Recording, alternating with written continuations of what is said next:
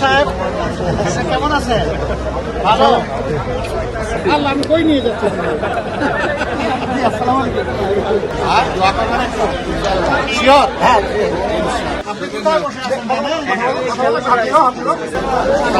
ভাই, তোমার বাড়ি কোথায় রে? হ্যাঁ, কিশোরগঞ্জ কোথায়? তারাই তারাকান তারাই। ইনশাল্লাহ ইনশাল্লাহ।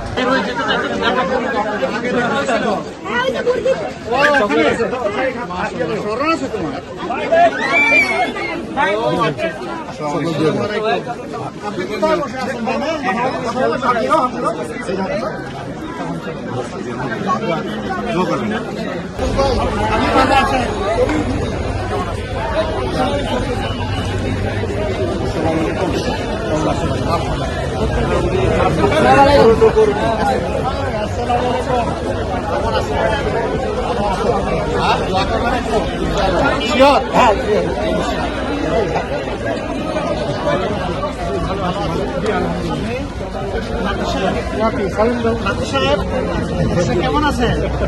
ভালো।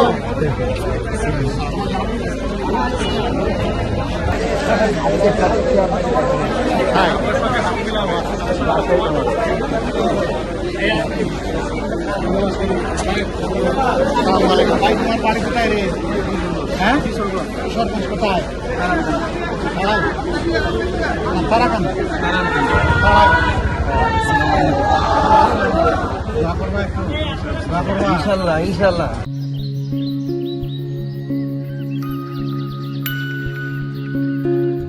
কেমন আছেন আপনার? আপনাদের কার আম্ম? আপনার আম্ম?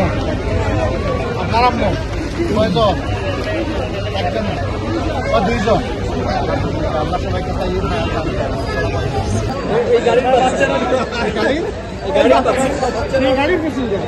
আল্লাহ, আমি কই নিয়ে যাচ্ছি।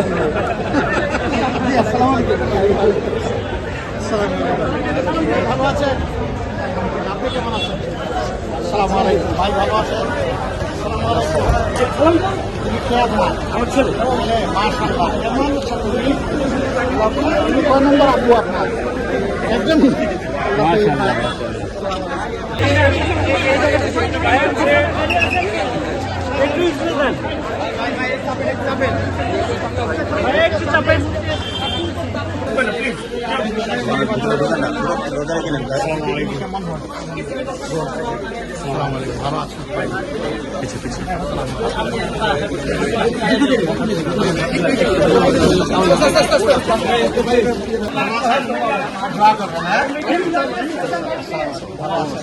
ভালো আছেন?